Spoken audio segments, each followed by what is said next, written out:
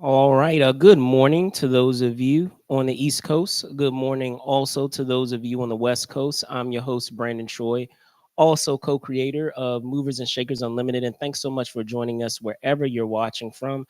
As you well know, every Saturday we try to make it a point of talking about the goings on in the entertainment industry in our segment known as This Week in Pop Culture. Of course, I'm not going to be alone in talking about some of the news bits that have made the rounds this week.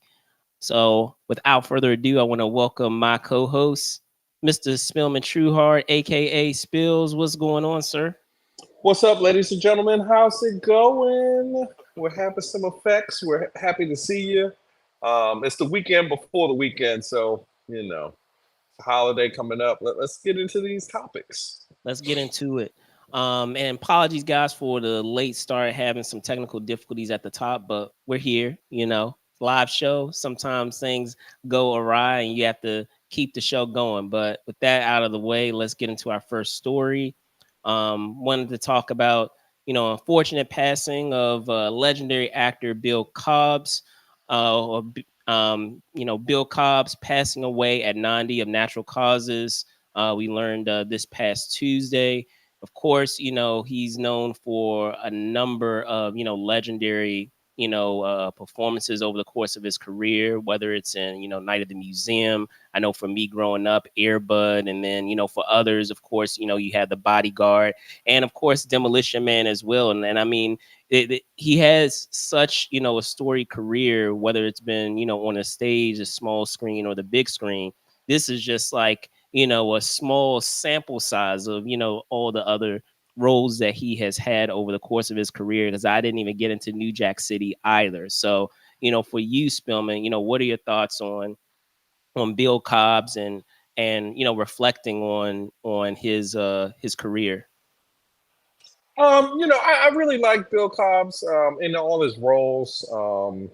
I think he represented very well. Obviously, the New Jack City performance was crazy because he was like the member of the community was like, come on guys, we can't be taking the poison and giving it to our neighbors and doing gross capitalism like that. So great actor. He's always been grandfatherly in my lifetime. I saw some of his earlier credits, but to us, he was like always kind of that guy from Yes, yeah, like the New wise, Jack City. the Like, wise yeah, old timer. But yes, yeah, yeah. absolutely. So let me ask you this for you. What is your favorite, Bill Cobb's film? It's either New Jack City or well, obviously it's New Jack City because I'm a gangster.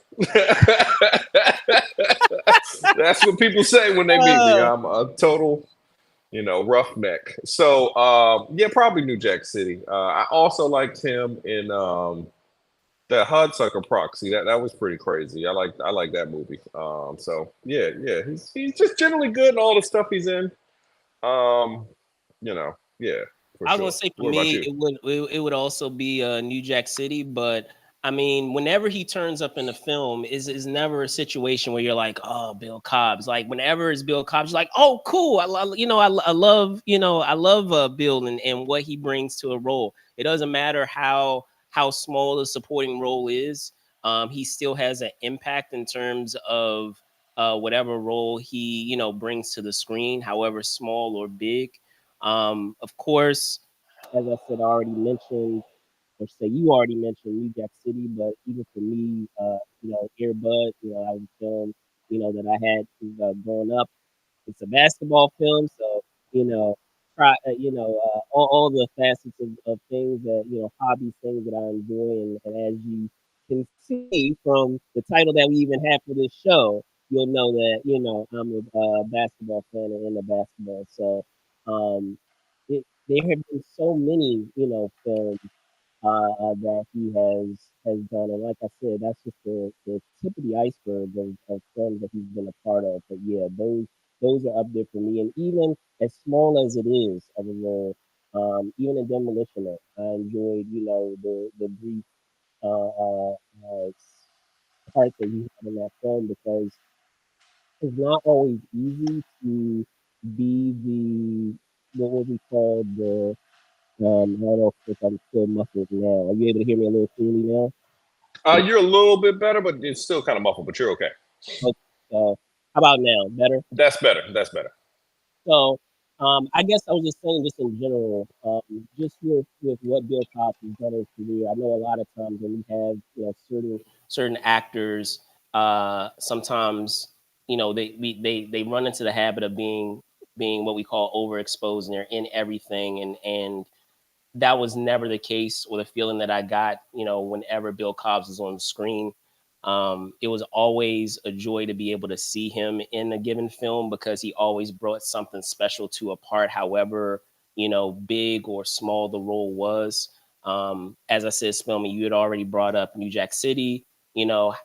Despite how you could arguably say small the role was in that film, it plays a very pivotal role in the plot. A very pivotal. Um, uh, He was the moral compass of the movie, though. Like, yeah, sure, he didn't have a lot of lines and everything, but like, if we think about what the epidemic was that they were exposing in that movie, New Jack City, like yes, the citizens that were affected by that were the ones that were screaming the loudest, like, "Yo, this is like, I understand y'all got the police out here, y'all doing everything you're supposed to quote unquote be doing, and you need to find the evidence and everything, but like, it's a problem, and and it's like and a let's problem." say this too. However tragic the role was, or the outcome was of what his character does by the end of the film, he's still the only person who manages to get the bad guy at the end.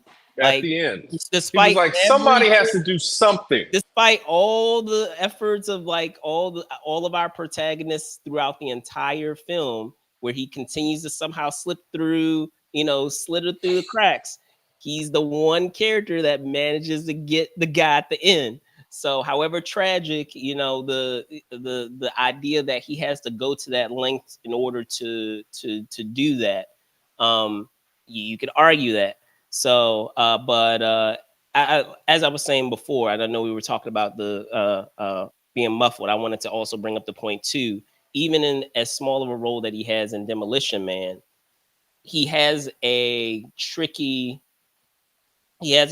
role of providing a lot of exposition, and that's very much something that when you're talking about a movie, a lot of times you get eye rolls, because inevitably in some films they have to have that moment where they have to provide the audience with information and all these things, and he is the person who does that, plays that role, um, at that moment in which we are exposed to like this new setting of the future, and them having to re-recruit, Stallone in order to take down Phoenix again. I didn't even realize it's crazy that I didn't even think of this connection. New Jack City, Demolition Man, again going after Snipes. He has something against Snipes. I don't know what it is, but no. Unfortunate that he's passed away, but it was of natural causes, and you know lived on to be 90 years old. So very appreciative of his career and what he's accomplished. Do you have any final words before we hop into our film and TV news? Just finally, shout outs to his friends and family. Obviously, we're talking about his roles as an actor, but he did have a family, loved ones, Yes, and absolutely. friends. So shout out to them, and hopefully they feel better in these trying times. For sure, for sure. So the next bit, as I said, goes into our film and TV segment of news that has happened over the course of this week. So let me pull that up for you guys now. See if we can get this up here. All right, cool. See here. So there are three separate topics that I wanted to get into. One is centered around Sarah Michelle Gellar, who many of us iconically remember as Buffy on Buffy. Buffy the Vampire Slayer. Also, she kissed her brother in the movie. Oh yeah, what was that? Cruel Intentions. Cruel Intentions, yeah. So yeah. Of course, Cruel Intentions. Let me bring that up for you guys. Apologies. There we go. So we had Sarah Michelle Gellar, who is going to be playing the boss, new boss for Dexter in the show that we've been mentioning the last few weeks called Original Sin, which is talking about those early years of Dexter, and we had a couple of other things that occurred as well. So I wanted to be able to put that up as well. Give me one sec. Let's see if we can get these two things up here.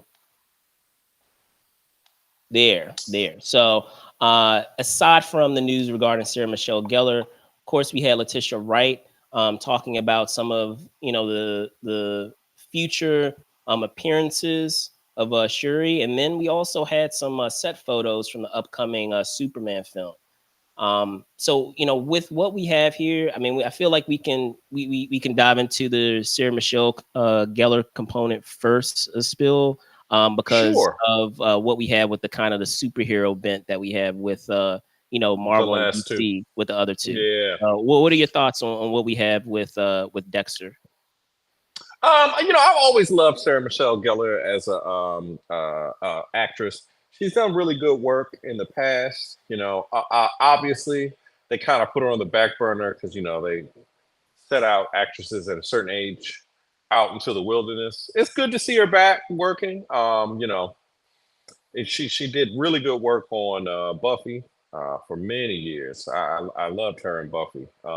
It's funny, you think of her more as Buffy than you do Christina Applegate, and she's the original Buffy. Yeah, I know, but I think it's more so because of the nature of I want to say probably more so the nature of the show and what The show age. was wildly more successful, though. But I'm Like the saying show was also wildly the more age. I successful. feel like it hit at a different time because when the show was coming out, I think I was just hitting middle school at that point. Mm-hmm. And in the movie, the original movie, We if was I like recall, 8. yeah, I was a little slightly younger, so a lot of those things wouldn't, connect or really process the same way as someone who's starting to enter into, those teenage years. So Ironically, my sister famously once watched the Buffy the Vampire Slayer when she was like 7. Because, it's a high school girl, you're a 7-year-old girl, you want to watch that kind of stuff? She could not go to sleep that night. My father came home. He was like, "What's going on? What's going on?" And she's no, like, because it's very much, Buffy. it's definitely a It's dark, not for children. film. Yeah, it's not for definitely children. not for Children. kids. And I Yeah, remember it's a like high it school kid being thing. Yeah. somewhat of a scary film at that age in which I was when when it had come out. So and then I just remember too the writing was just so unlike anything that was on TV at that time. So it had very unique writing and kind of a pattern of speak that many of the characters had that was very unique. That they, like as I said, you weren't seeing in a lot of other shows. So that was something that drew me in as well.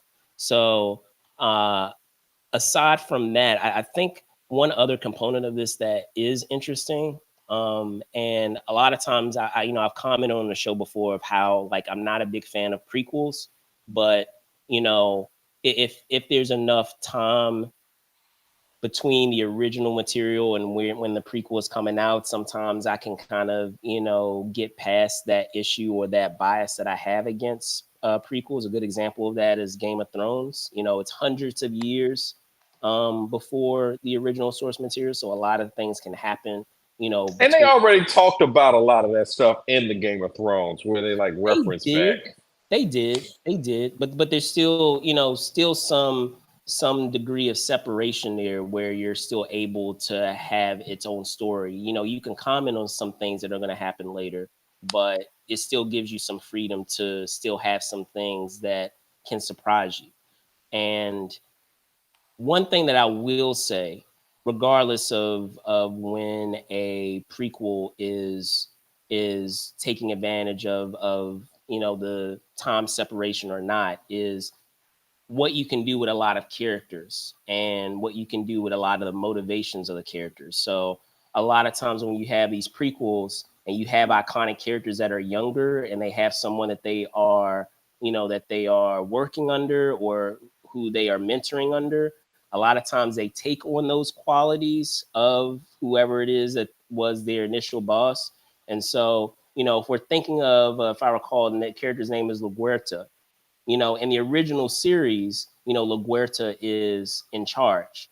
And so to have Sarah Michelle Gellar acting as the boss here, it'll be interesting to see because we have Christina Milian playing the younger version of LaGuerta. Mm-hmm.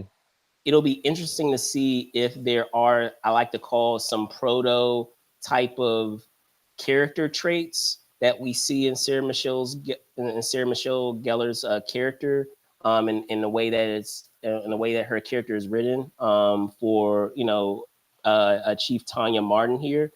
It'll be interesting to see if there's some qualities that LaGuerta has because of the experience that she had working under Martin, if that makes any sense. Where we're like, That oh, makes that's sense. very much a quality that I remember LaGuerta having, or how she, operated. And now I understand why she acts that way, is because, she kind of learned that in her time of working with, this person that was her boss at that time.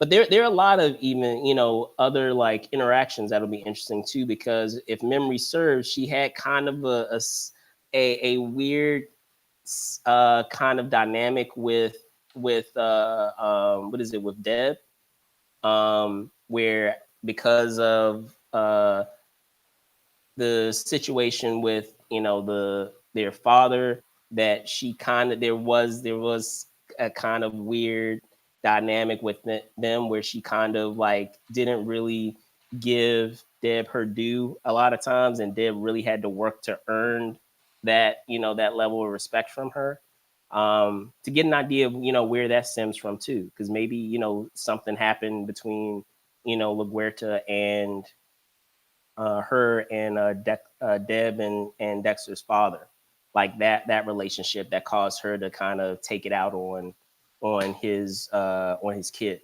on his kids. So very interested to see what comes of that. Huge fan of Sarah Michelle Gellar, so I'll be interested to see what she's able to bring into the world of Dexter, and if anything, from what she's done before, whether it's Buffy, whether it's what you said with Cruel Intentions, or any other works that she's done. She's demonstrated that she can play roles where whether they're characters that you love that she's done, or even characters that you love to hate that she's done.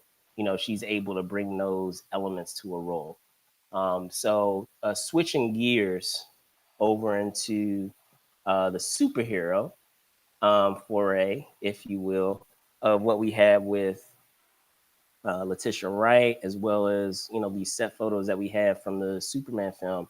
What are your thoughts on what we have here? With what Shuri, what Letitia had to say. She was on The View recently this past week and talking about teasing, some of the things that she has coming up in the near future when it comes to the MCU, and of course, what we have with Superman, and having to look at Superman in costume, as well as what we can see with Mr. Terrific as well. Well, I'm pretty interested to see what happens with, we can start with Letitia. Yes.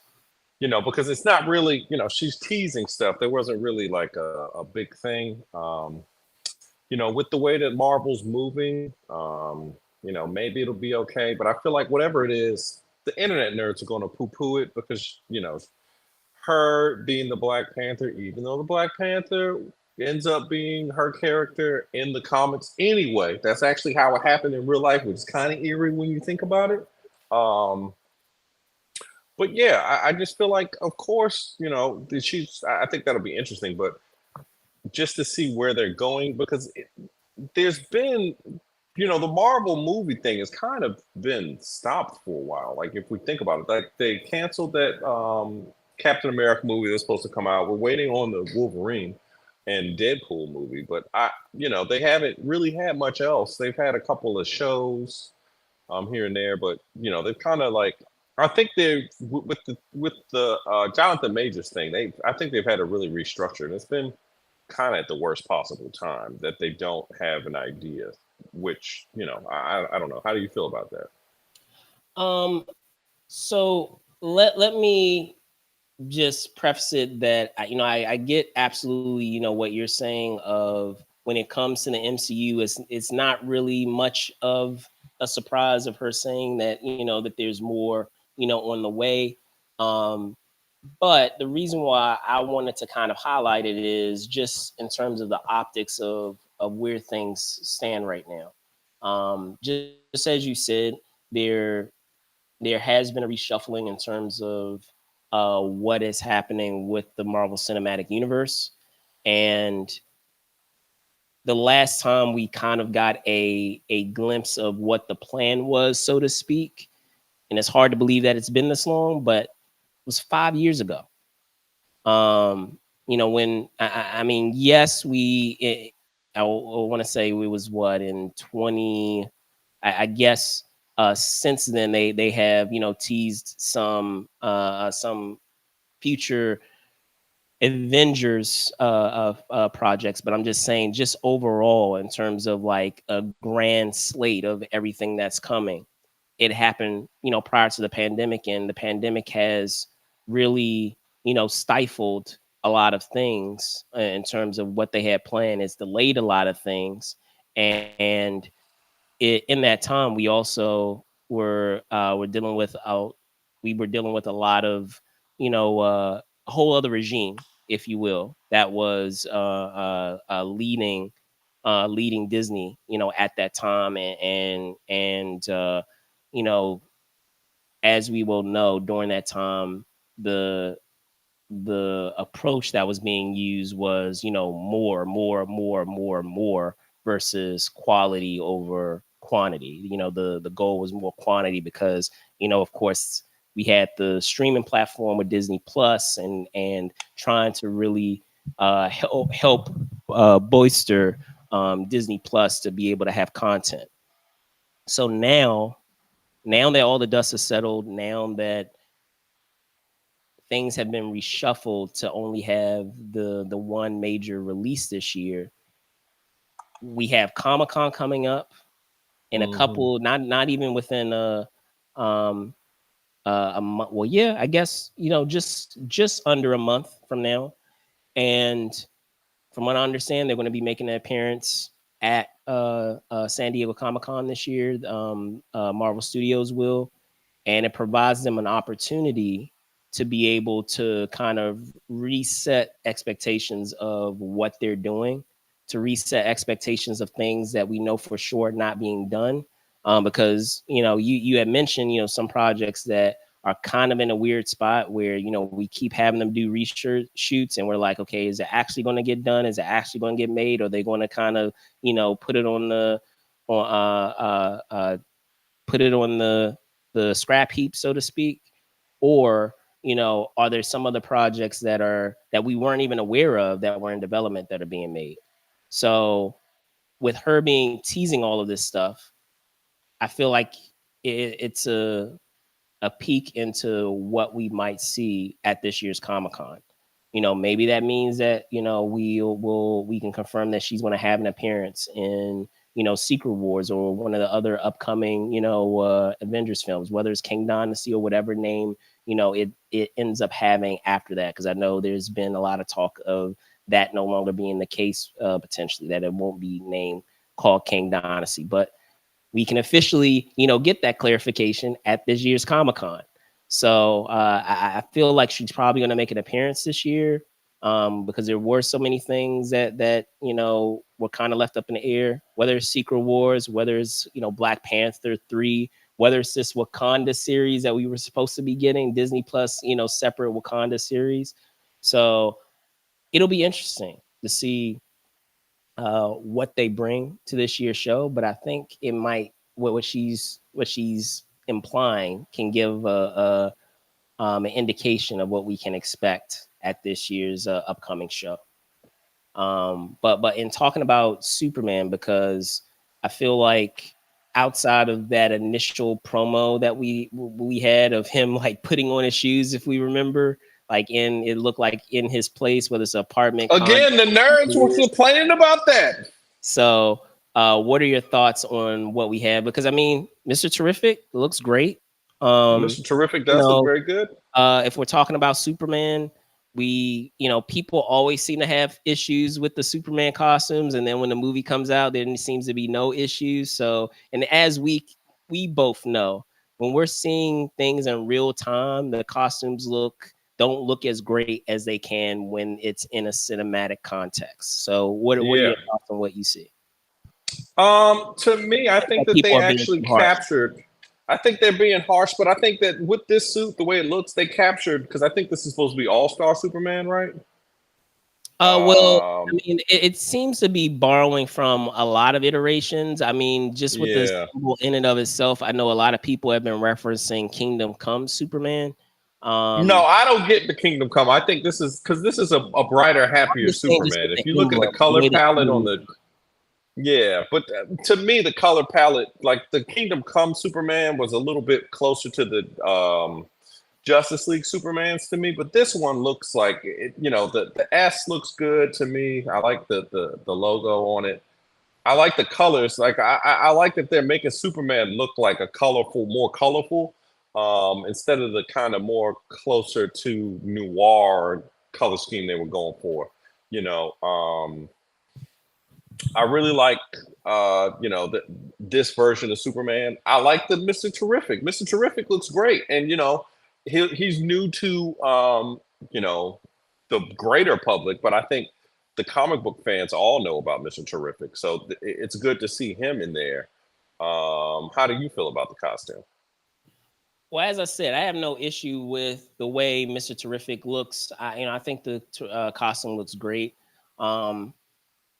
In terms of Superman, I'm the type of person where I want to see it in the trailer, because so oftentimes, if we're talking about the costume and the action, it's just not going to look the same as it would in a cinematic context, because that's just by virtue of different things that are necessary in order for the costume to work.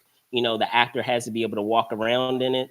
The actor has to have, certain portions of the costume that are constructed in such a way for him to do certain stunts.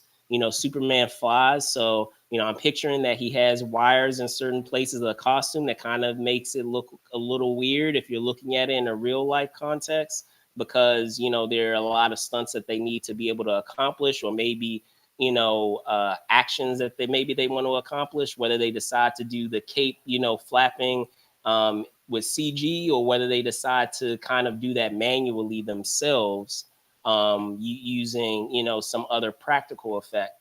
There's so many things that go into film that I feel a lot of people take for granted, that I don't feel like it's fair until you actually see it in context of a movie.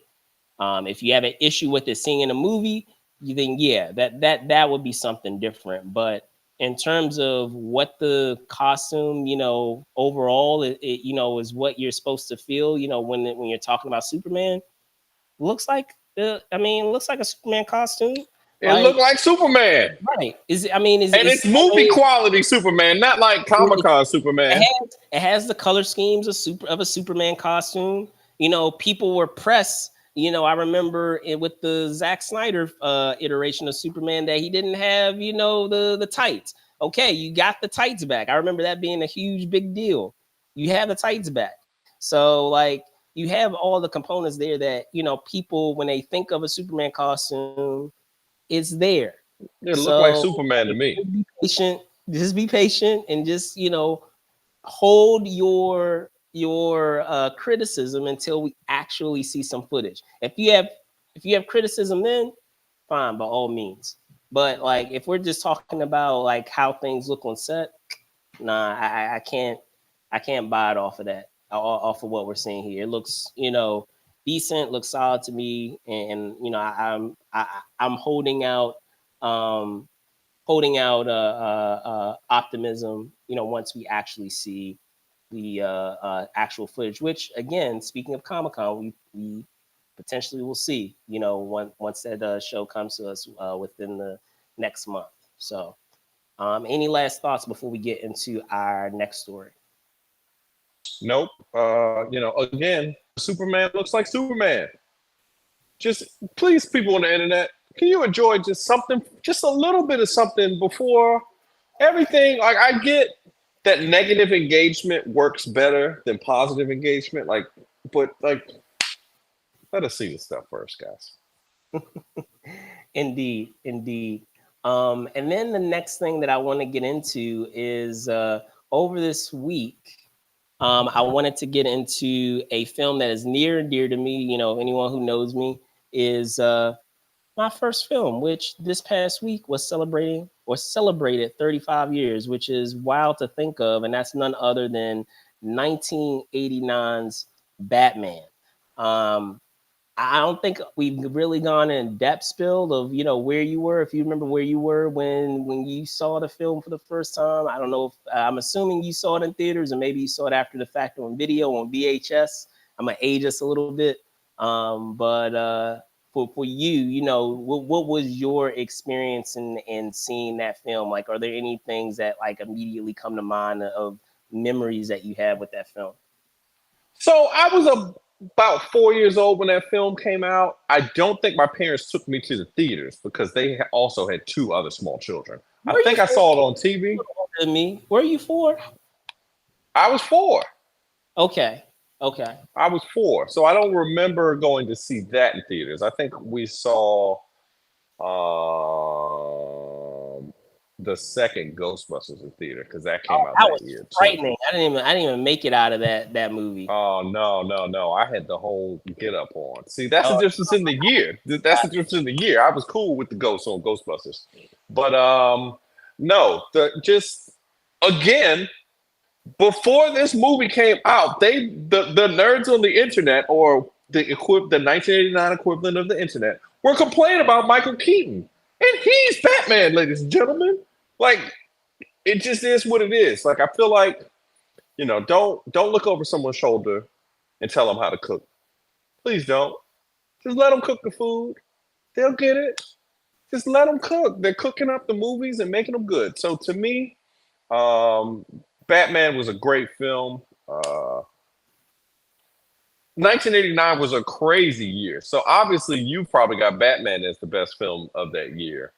Yes. To come out that year. Yes. So I think what are the other ones? Die Hard, Batman, and it's like 3 others. Okay. But anyway. Die Hard was 1989? Yes, Die Hard came out in 1989. Okay. I thought that it came out a little earlier than that, but maybe. Nakatomi Towers, baby. But it was crazy. I saw a thing where Michael Keaton was talking about how Nike made him special Jordan based Batman boots, which is the swaggiest thing ever. Like, can you imagine? For sure. Ooh. Ooh. So I guess for me, and I've mentioned this, many times before, but why not? I will mention it again. And I realized that the share that I wanted to put up here didn't come up the way that I had intended, but that's okay. I'm going to get it up here now because I want to make sure that I have this up here while I talk about this. Let's see. Here we go. Oh, there we go. Boom. So, just in talking about Batman in and of itself, I'm gonna have a very, I'll warn you, a biased perception of Batman just by virtue of it being my first film. There were a lot of things that I remember, for someone who is here in the nation's capital, right? A lot of people can't really appreciate this because they're not in the nation's, living in DC, is going to, the movie theater that was there, which used to have a movie theater in Union Station, which, for those of you who don't live in DC, Union Station is kind of like the hub that you have with a lot of our transportation. So like with the Amtrak, if you're using the train to get into DC, you're coming in at Union Station. And it's a hub in other areas as well with our bus system, Greyhound, all of those things didn't used to be, but in the last couple of years it has been. But at one point during that time, growing up, they used to have a movie theater, and so a lot of the films, iconic films that had come out, over the course of that time in the 80s and the 90s, going into the 2000s, I had seen there. Whether it was Batman, like I said, being my first film, whether it was Jurassic Park, whether it was Blade. I saw Mask of the Phantasm. Speaking of Batman, my mom took me to a screener of Mask of the Phantasm at the Union Station movie theater. Okay, but yeah, like whether it was Blade, Rush Hour, The Mummy, like I could go down the list of like endless movies that I saw that was there. But again, with it being your first film, the performance that you had with Jack Nicholson of the character was very funny, but for someone who was 3 years old, the character was kind of scary too. Oh no, Jack Nicholson was doing his thing in that movie. Yeah, so like if we're talking about some of those iconic moments of him falling into the vat of waste, Tim Burton. Well, if we're exactly. Tim Burton, despite it being a comic book film, they had some horror, some horror sensibilities and some horror qualities that a lot of times see in horror films, where you have someone who is transformed into something else. And while you have this guy who's like this real chill gangster to coming this like psychotic, clown, I'll never forget that. You had the hand there, him falling into the vat of waste and his hand coming out of the water, like or him with his back, his back to the camera, and him being, wrapped up. He's like, mirror, like, mirror.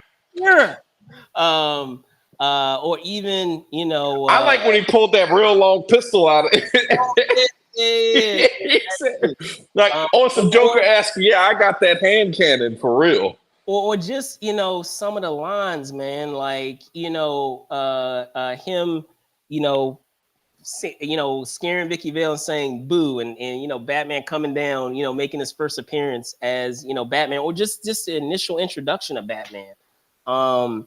Or, where does he get those wonderful toys? Like, it's so much stuff, in that film that is, incredibly memorable. And, you kind of take for granted of how much, a film has, an impact on you. And I'm like, that explains so much about my love of film and what film can do and what it's able to accomplish, and the fact that I'm in the superhero films and all this other stuff that came later, of course.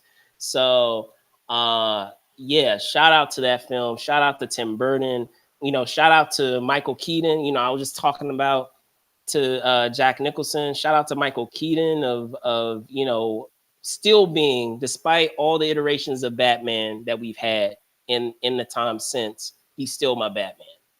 Yeah, he's still Batman. He's still my Batman. So I don't know though. Christian Bale is up there now for me though. I don't know. See, that's the thing. Like with all the characters that we've had actors who have been good versions of aspects of that character, but like he brought something unique with Bruce Wayne, who was someone who was kind of like awkward and eccentric. Like if someone is going out at night and dressing up as a bat, I'm not going to picture that there's someone who's like cool and suave and kind of like put together. I'm going to picture that they're probably like a weird billionaire, like eccentric billionaire. So like I bought, his iteration of Bruce Wayne. And then also of course, the darkness that he brought to the Batman persona. But in speaking of Christian Bale, I feel like Christian Bale was a terrific Bruce Wayne, but not necessarily a great Batman, because I'm sorry, like I still have an issue with the voice. I I still feel like at this point the memes have made the voice more of an issue than it ever was at the time. Because when the movies came out, I never heard nobody be like, I don't know, Batman's voice he's doing a weird voice thing. I feel like after the Bane movie because came out, then it was like more apparent. I feel like Affleck was more effective with his voice than I don't want to hear about CGI Batman. I don't want to hear about it at all, man. Wow, CGI Batman. So that they was turning that man into a cartoon. So that action sequence in BVS was all CG, huh? It was. Where he was taking down all the henchmen, that was all CG. Yes.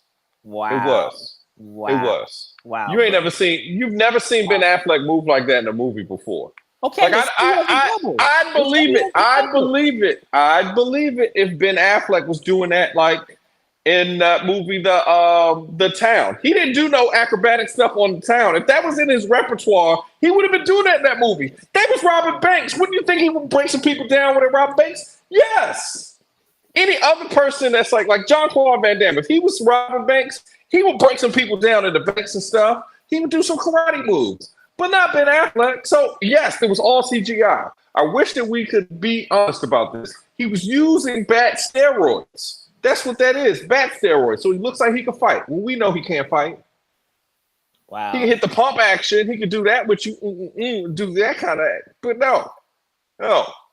I just wish that it was, I don't know. Also, the music.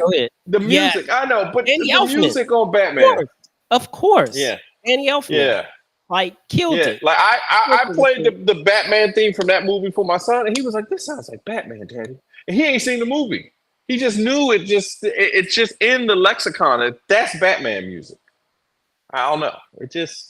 Like I said, there's so many things that came together with that film that made it like awesome. Like, and low key, every other Batman movie after this is trying to be this movie. Even the shows and stuff, like Batman the Animated Series, is just this Batman. Like they even use the same kind of like modern but Art Deco kind of style that they used in the original '89 Batman. That they've tried to capture again, but no one's ever really captured. Like, that's one thing I will give Tim Burton. He gave Gotham a sense of that it was a real place, even though we know it was like mostly set. Yeah, Gotham was very much a character onto itself outside of what you have with the characters that inhabited it. So, like, whether it was Bruce Wayne, whether it was, Joker, whether it was Commissioner Gordon, all of these were characters in and of themselves, but Gotham itself also became a character too. So I absolutely agree with that. We could definitely agree on that. So again, shout out to the '89 Batman celebrating 35 years this past week. With that out of the way, I want to be able to get into some news that we have with sports. So let me dive into that. We have it up here now with our main background here. So we have news regarding Kenny Atkinson, who we have here on the right. He was hired as the Cleveland Cavaliers head coach. We also have Chris Finch, who, we all know as the Timberwolves head coach. He gets a 4-year extension with the Wolves. Not surprising there. And then, of course, we had the NBA draft that happened this past week, in which, we had some stuff happen, not only in the first round, but also in the second round. So, so let's talk briefly about what we have with our two coaches, and then we can get into the nitty gritty of the draft, which is, what we have the title of our show dedicated to. So, take it away, Spill. If you wanted to talk briefly about Atkinson or about Finch, I'll leave it up to you. We can talk about Atkinson first. He has a reputation as being good with guards. I think this is a good hire for Cleveland because their offense is so guard dominant. They've got, good bigs. I wouldn't call them great bigs with Big Jarrett and all them boys, but I would say that the two guards are good. I think that they need a coach that truly understands guards to bring the best out of Donovan Mitchell, because he had 70 70 last year or 74? It was 70. I believe It was one of the two. it was 70. I want to say it Yeah, was he had 70, but let me 70. confirm Yeah, that. I'll confirm that with well, you. he had 70, but 70.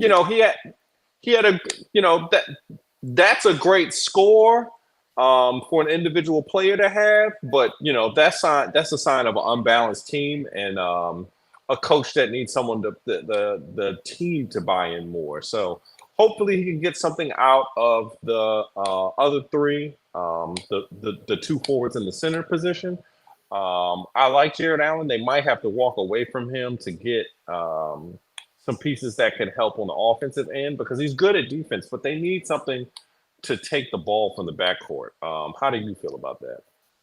I mean, I believe in many of the things that you have brought up. He has a good reputation when it comes to just development in and of itself. So I would put that into high regard in terms of what he is capable of. If we're talking about the guard play, you are right that it is going to play a role in their success the Cavs' success going forward, for better or for worse. So we'll see what happens. I like to have an open mind, when it comes to coaching changes. It's not something that it is like screams out to me like, oh my gosh, this is the best best choice that they can have. And it's no slight against Atkinson, because I know that there's still more that he is able to that is possible for him to accomplish in his career. But it just seems like, for me, it just seems like a solid choice. It doesn't seem like quote unquote the sexy choice of, oh my god, Yeah, they have this coaching mind and this this celebrity coach or household name coach. And it's not to say that Atkinson has not accomplished a great deal in his career. He has demonstrated that he, as I said, has done a great job in the development of players in the coaching experience that he has had thus far. So it's a solid choice. I'll just be interested to see what comes of it in the years to come, and if it is a good marriage, so to speak, because that's another thing too. It doesn't matter whether you have a household name coach or even a coach that's not really as well known. How do they mesh with your organization? How do they mess with your front office? How do they mesh with your players? You can have the greatest coach in the world, but if he doesn't really connect with the players, I feel like it's kind of a waste if you're paying them premium money and a premium salary, but they're still not able to connect, with your players. Then there's still a problem there. So we'll see. What are your thoughts with Finch? I think that this is a good hire. It must, looking at where the Timberwolves finished this year, I'm Yeah. sure most people going into the year, we could roll the tape back. None of us said that we thought that they were going to be in the conference finals. The continued maturation of Anthony Edwards into a superstar will continue. I would say he must really like Finch as a coach for them to keep him through that loss. But if they don't win this year, he will be fired. I will say that. If they don't at least go to the finals this year with all that they have invested, they bought in Gobert to be a Jokic stopper.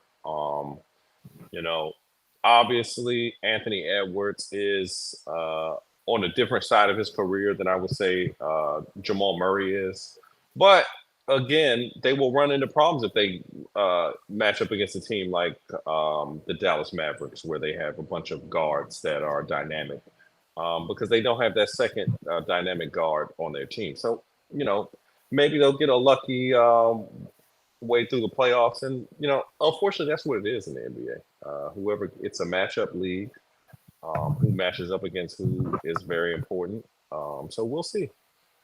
What do you Yeah, think? for sure. We'll definitely see because, as you said, I feel like and this is also not a slight against the Wolves because I love, the team that they have. Similar to what we had with the Mavs, I feel like they did overperform than where people anticipated they would be. Um, which is not a bad thing. It just means that they're ahead of schedule where people anticipated they would be. I feel like a lot of people felt okay they would be a good playoff team or a solid playoff team, and maybe they wouldn't, they would potentially have an out in the first round, or if they didn't, if they did get out of the first round, that they would have it out in the second round, but they wouldn't get to the conference finals. So good on them that they are ahead of schedule where a lot of people perhaps anticipated where they would be. In the same way that I was talking about with Atkinson, you have that same issue of how does the coach connect with your personnel. And it seems like, in terms of the relationship that he has with the personnel, it's pretty good. Like he has a great relationship with Anthony Edwards, with Cat. So, that a lot of the things that that you want to have with your coach, he seems to have with the personnel. Um, I don't I don't know if I'm on board with what you were saying with them getting rid of him next year. I think that will have to be something incredibly drastic in terms of where the Wolves fall in order for that to happen. I feel like if he at least gets to the same point that they get last year, then he's still going to remain the T Wolves head coach. If it is a situation in which they are taken out in the first round, then yeah, I could see potentially them looking elsewhere if they've already now have that expectation of being able to go to the conference finals and potentially the finals. I don't know though. I don't know. Or if they end To up me, if you make it to two conference finals as a coach and lose both of them, I don't understand how you can keep your job very much longer after that. I don't feel like um, I feel like you got to shake something up. You look all over sports. If you make it to two conference finals and lose, like look at Andy Reid. He's won a bunch in Kansas City, but he lost a bunch of conference finals with the Eagles, and they said, get out of here. Sure, he went to a lot more, but there's only so many of those you can lose before they say you got to get out of here.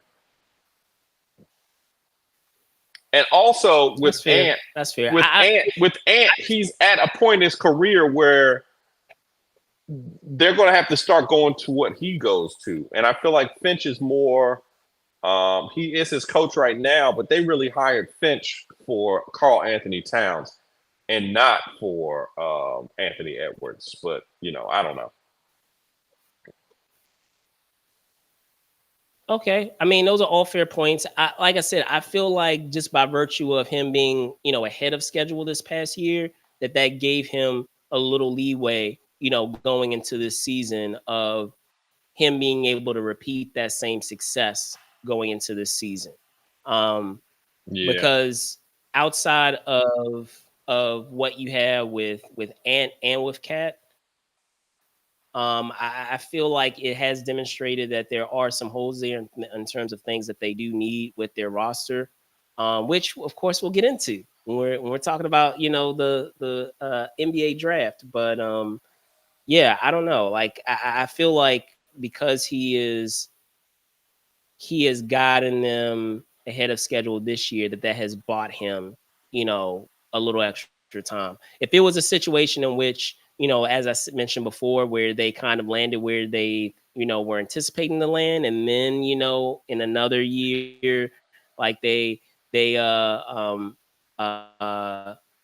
they ended up in the same, spot, then yes, I would say that. But I feel like at least being able to demonstrate that you can get to the potentially winning the championship for your conference, that provides a little bit of leeway, especially if the year before you demonstrate that you can get the team ahead of schedule. Because I feel like if you get into the conference finals again, that's cementing, the success that you had last year instead of it being more of a fluke.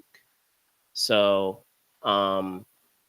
we'll see. Congratulations on being able to get your 4-year extension. In a climate, considering the climate right now when it comes to coaches and how finite it seems to be that coaches are able to keep their jobs.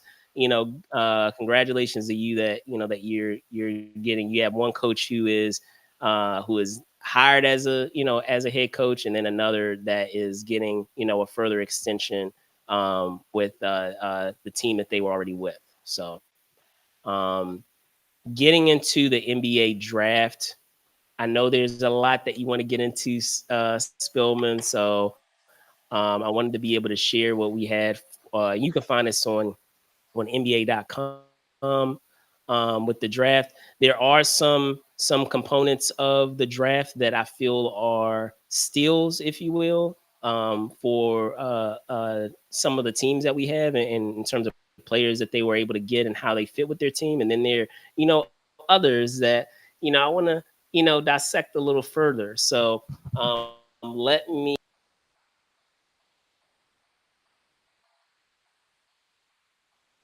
All right. Looks like we're a little bit stuck here.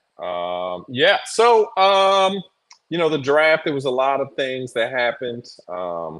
Obviously, the NBA, we would call this you could call this their Monet or their Renaissance because we've gone to France. Yeah, it seems like, ever since the Wemby pick, this is a trend that happens in the NBA. If they find people in the certain parts of the world, they start to just kind of bring a lot of players over from there. Obviously, there's been the Euro revolution with Eastern European players. Obviously, we've had a lot of players out of Africa come into the league recently. But, the French hadn't really had a strong basketball community. Famously, the 2000 Olympics team had a terrible Frenchman. But this year, there's a lot of French players that were drafted.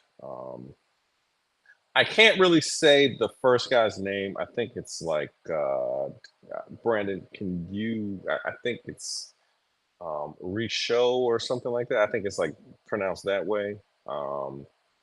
He seems to be good. We'll see.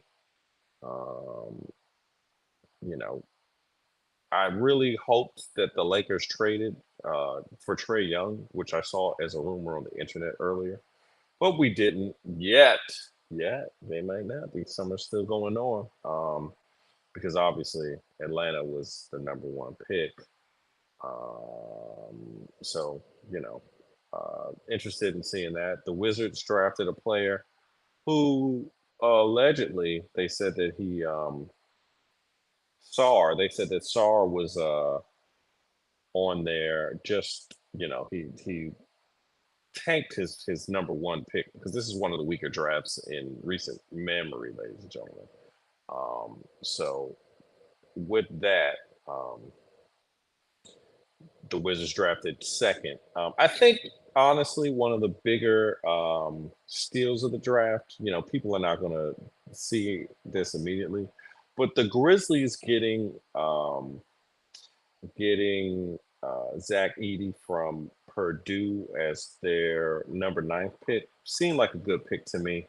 Obviously, he gives he if you squint, he looks like Marc Gasol, but he's much bigger than Marc Gasol ever was. I don't know if he has the range of Marc Gasol, and also he's very young in his career, but you can't name too many other players from Purdue this year that you would think would go in the draft. So he basically carried a squad of mid-major level talent to the national championship game. So to me, that was very impressive.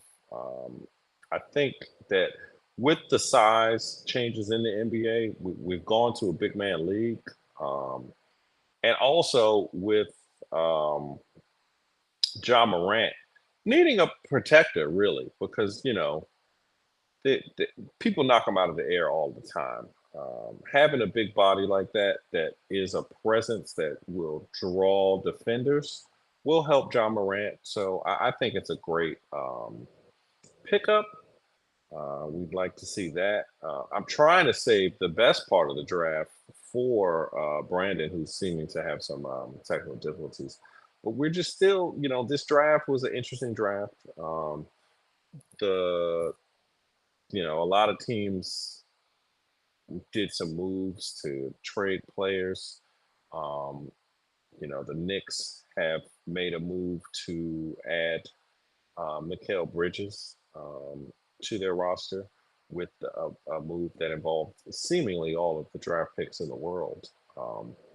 I don't know why they traded that many draft picks, but it is what it is. They traded him to, and also recently I saw that they traded Josh Giddey for Caruso, which is crazy. Caruso will make that team much stronger than Giddey was. They need a solid defender that's a 3-and-D guy, as they say. So I'm very interested in that. So those are just some of the transactions that were made. A lot of these rookies, no one knows who they are. It's guys that only played 5 games in there. Some guys don't even score more than 7 points a game, which you would think when you're building a team would not portend to great levels of play in the future. But, we are not the prognosticators of NBA talent. More of you would be here if we were. But yeah, it seems like Brandon's having a lot of technical difficulties. So just hold on for me while I just see what's going on with his screen. He seems to be having a time. I just think that this was a good draft. As far as like the TV stuff is concerned, because we can talk about it, but like as far as the talent is concerned, it's not much talent in this draft.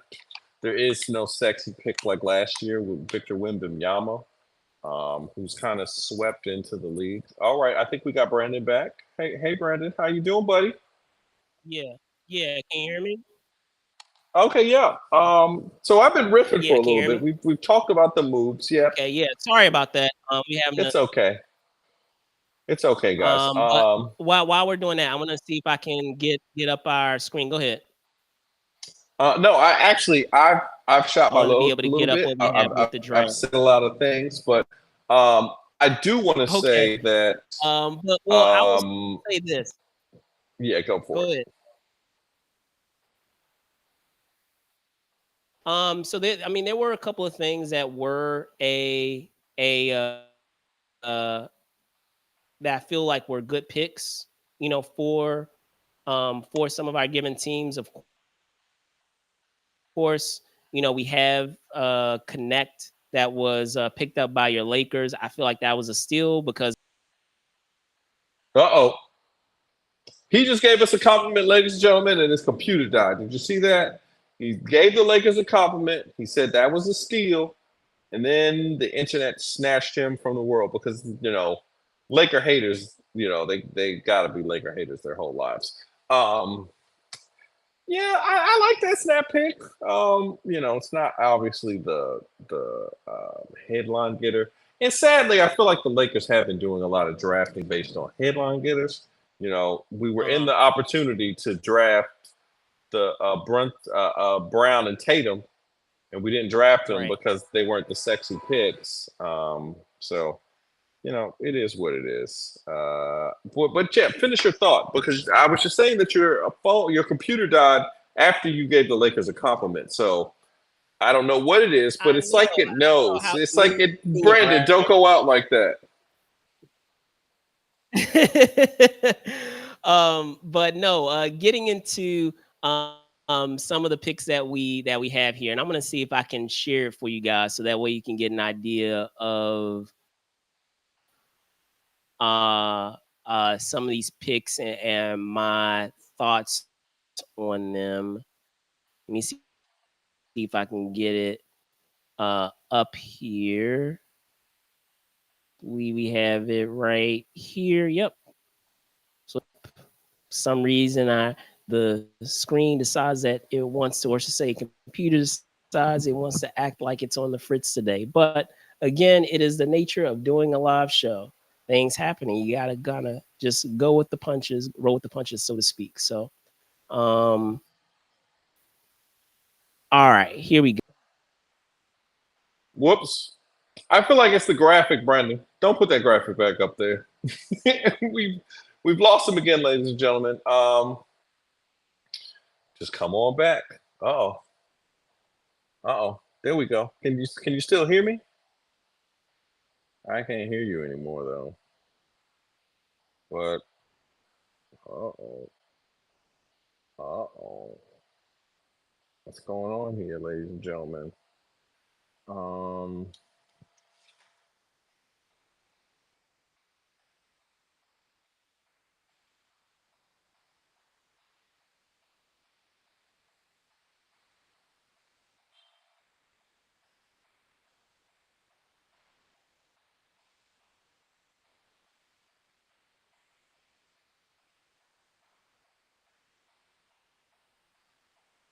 All right, so we've got a lot of dead air. I think that we can just hold on. We're having some technical difficulties. I don't even know if you guys can hear me, but I'm still here. Can you hear me, Brandon? Brandon. Yep. So yeah, again, there were some other moves that were made. Some of the players were able to that were traded, if I can remember. Let's see if we can look down our little list of other moves that were made while we're trying to fill up some time here. Right. So it looks like we've got a bit of news with the Lakers and all other teams.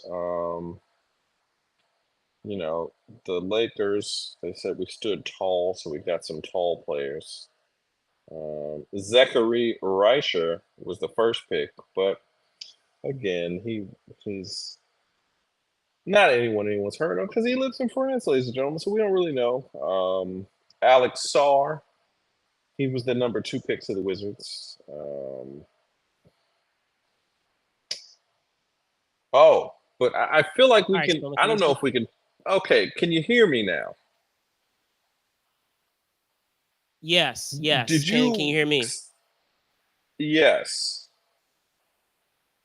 So I feel like I talked about all the regular stuff, but did you see that one guy that got drafted, the 32nd pick for the Jazz? Yes. And like the guy from Duke, I think his name is like Filipowski or something like that. Filipowski. Yes. Oh my gosh. Yeah. The internet, the things about him that they've been saying on the internet are quite torrid. So I just am amazed that that's what we're doing here. But hey. Well, over here at Movers and Shakers Unlimited, we want to keep it PG and keep it out of whatever those alleged toward things are. But be that as it may, going into, I'm assuming that is right now it's acting a little glitchy on my end, but at least when y'all can see what I have here on the screen, correct, for the draft. Yes. Yeah, I can see it. Spill. Okay. I can see it. Yeah. Okay. So and speaking of Alex Sarr, a terrific pickup that we have, Frenchman, in terms of his versatility of what he brings to his into what he brings to the table in terms of his skill set. I feel like that's a solid pick. Of course, based off of what many people have said, regarding this draft, there aren't any like major superstars that they're seeing. There doesn't seem to be any major superstars in this draft. However, you know, whether you whether we have stars in this draft or not, I still feel like there is a lot to be able to gain from this draft, because whether you have generational players or star players, those role players that you have on the team are an important facet of the team. Whether you have a specialist who does something specific, whether it's playing defense, whether they are a shooter for your team, whether they are a rebounder for your team, they still can play an effective and valuable role in the makeup of a given team. So as I said, Alex Sarr, a great addition. But one thing that I did want to bring up was Rob Dillingham, um, who is coming out of Kentucky. He was originally traded with the Spurs, and when I heard about that initial, or I should say that initial draft to the Spurs, it was a little concerning, because he is someone who is known as being very offensive first, and not necessarily someone who commits to defense.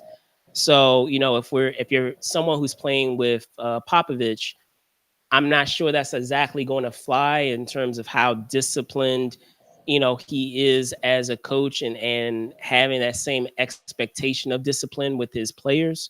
I wasn't sure if that would be a good fit. The only way that I saw that working was based on him being paired up with Victor, with Wembanyama, just by virtue of him being offensive force.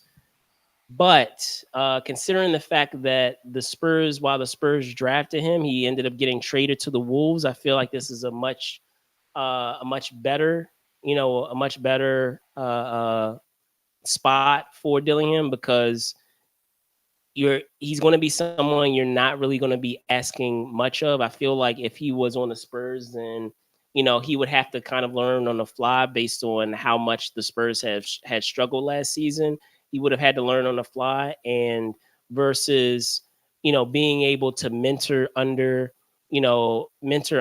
a season point guard by being on the T-Wolves, and then if he's mentoring under a veteran guard, in the Wolves, then if he's coming off the bench, the only thing they're really going to be asking for him to do is score. It's not going to be something where it's going to be a two-way thing, where he's going to, if he's being handed the keys early, that he's going to be expected to do both.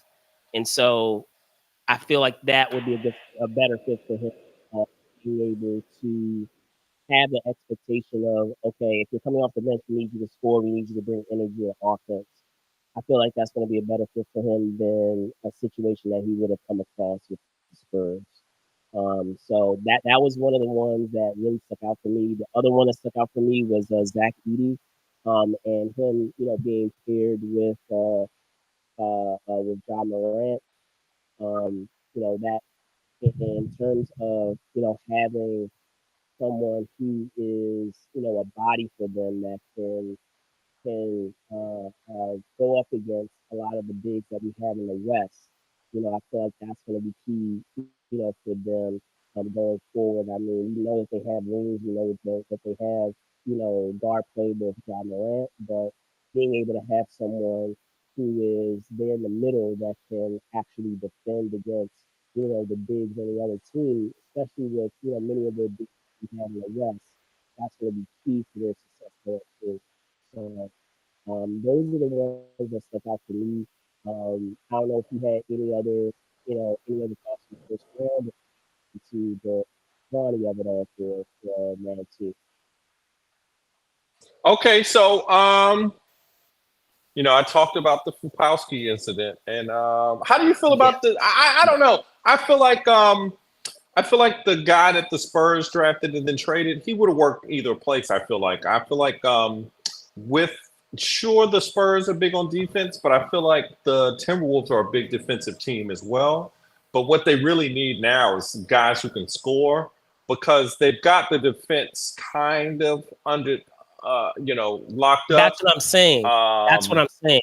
That's why I feel like he would be a better fit with the Wolves because and assist me here because I said veteran guard. I'm trying to pinpoint that guard's name because he played for the Jazz. Mike Conley.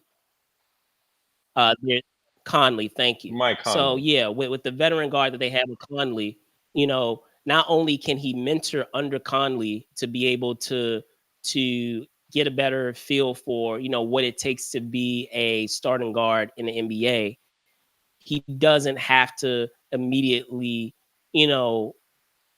have those qualities that are considered to be a weakness of his. Like he's not going to immediately have to provide that defense if he's coming off the bench as a backup guard.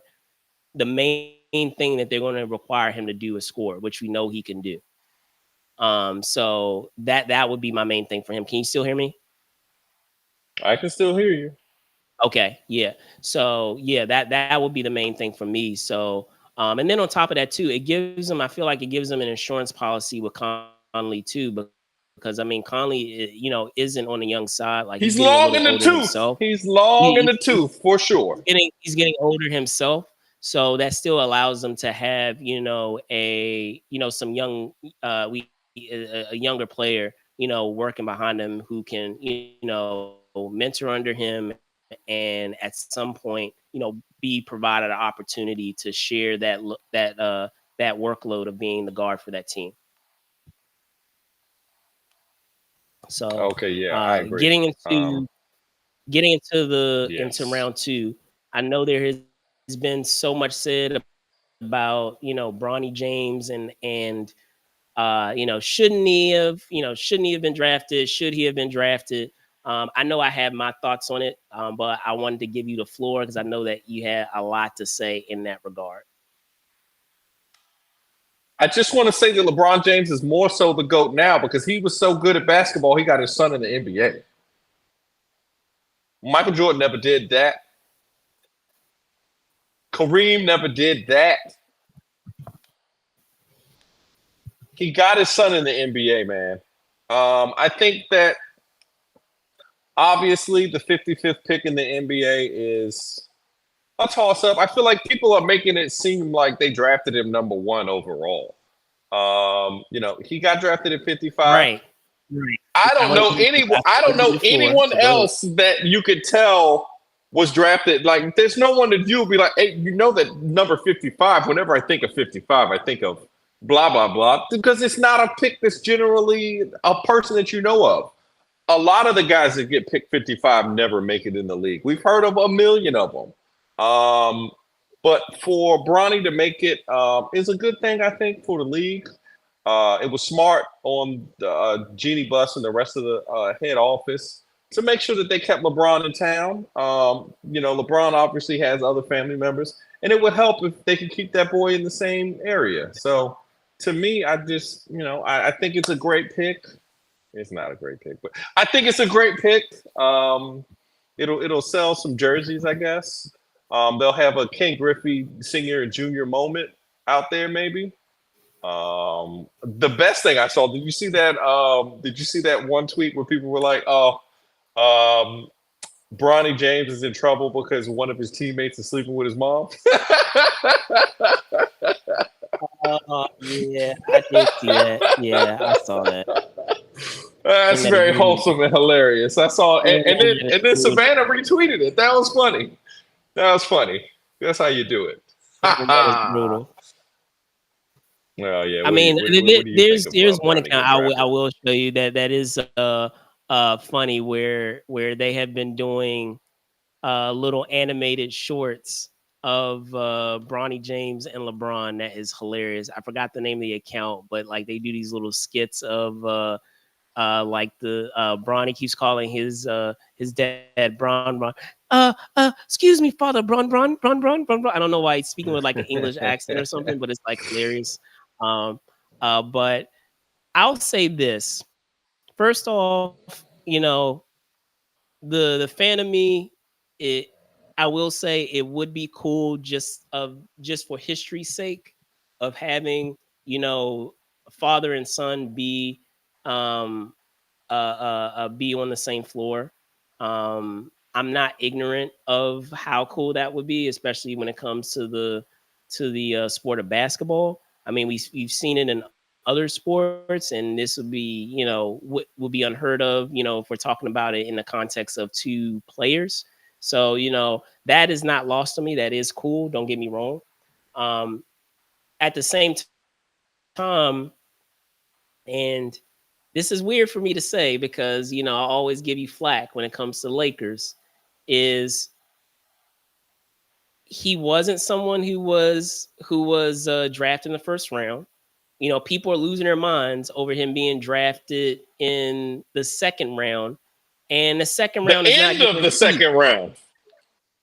On top of that, the end of the second round, he still is going to have to, you know, work for you know what he's, you know, for the opportunities that he's given.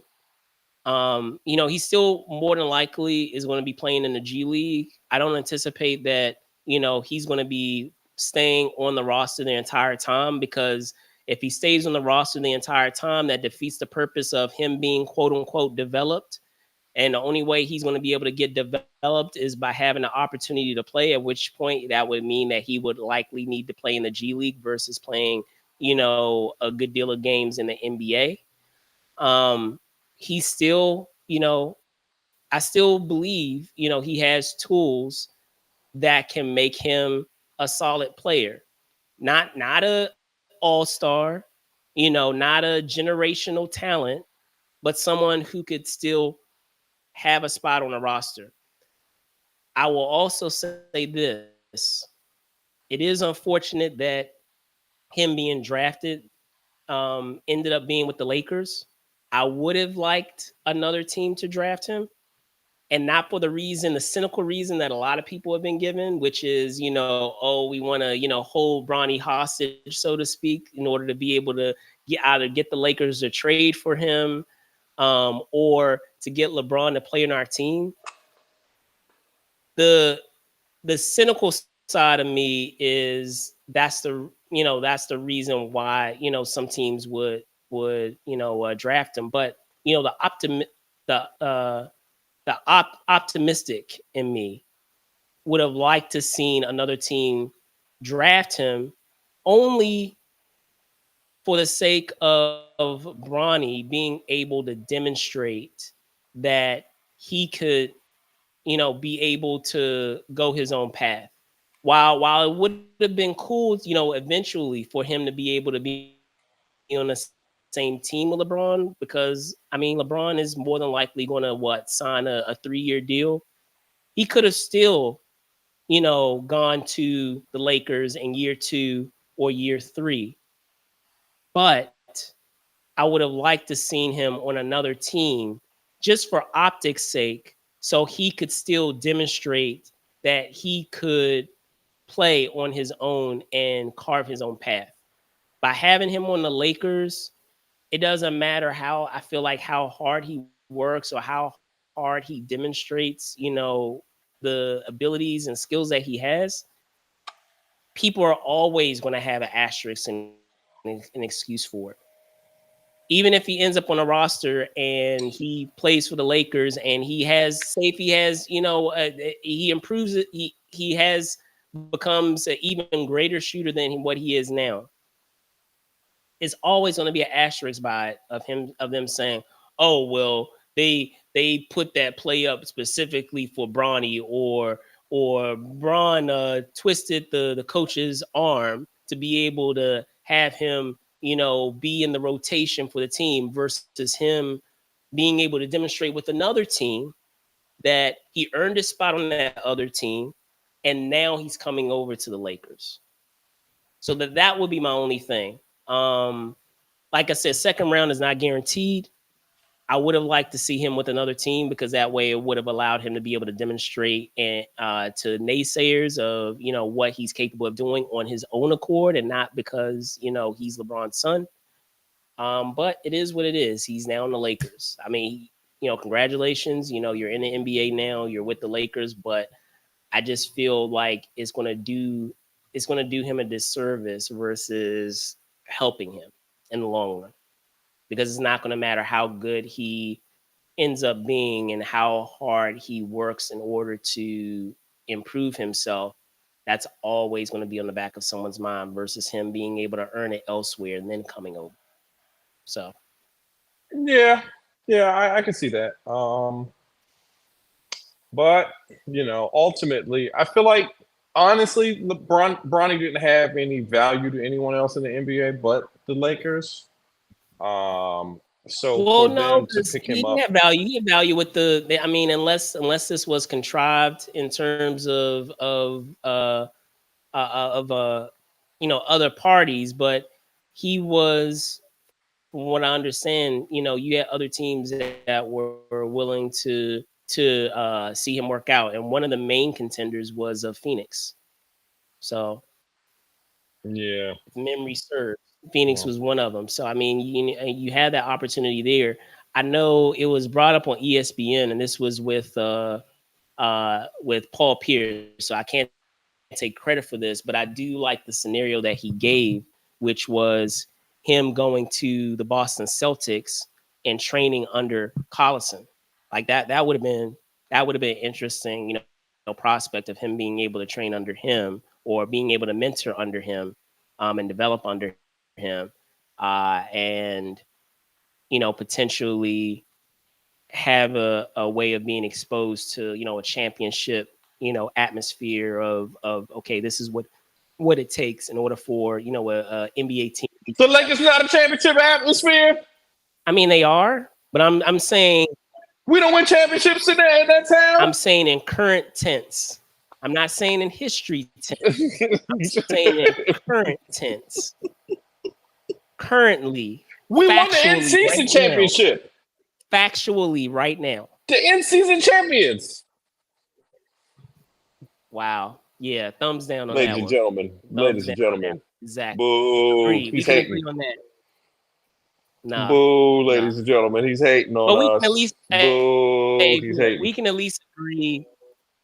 We can at least agree on Bronny not being on potentially being drafted by someone else. Yes or no? We can at He least wasn't agree going on to get that. drafted by anybody else. No one else wanted him. No, that's what I'm saying. I'm saying, who wants an undersized guard that can't shoot? A combo guard that can't shoot. Nobody wanted that. But, the NBA is a business, and they made sure that the Lakers could pick him. He said, sure, you can pick your guy. Like you've said before, Giannis is a worse Nepo pick than Bronny is. And is it Giannis or Thanasis? Whatever. I believe it's Thanasis, but still. Sure. Point made. Point made of the one that always be not actually getting in fights, but be looking like he ready to fight. Yes, him. So, but that is going to do our show, folks, of talking about the draft and some of our other news bits. Before I let you guys go, I will pass it over to Spillman. Spillman, can you tell folks where they can find you? Yes, ladies and gentlemen, you can find me at Truly Spill on Instagram. We've been seeing influx of likes on those platforms. So, keep up the good work. Spend us some hearts. The people love that. So check us out there and just, be good this week. Hopefully you get to work from home all week like I am, because, all is good. Brandon. All right, cool beans, cool beans. Again, I am your host, Brandon Choi, also a host and co-creator of Movers and Shakers Unlimited. Are you able to still hear me? Hello? You're good. All right, cool. Sorry. So it Good. just looks a little glitchy on my end, so apologies. But yes, host and co-creator of Movers and Shakers Unlimited, Brandon Choi. Thank you guys so much for watching. Just a couple of quick reminders. If you enjoy the content that we do here on the show, you do have an opportunity to show your support. Know that you can send us some Facebook stars our way if you are enjoying the stream via Facebook. And you can also, hit us up with the thumbs. And we lost Brandon, ladies and gentlemen. He hit the graphic. The graphic was not working this week. I think it was something with the HTML code. I think that has to do with it. But also, it's because Brandon doesn't have an Apple computer, ladies and gentlemen. He needs to come on. You see this? I've got Love coming out.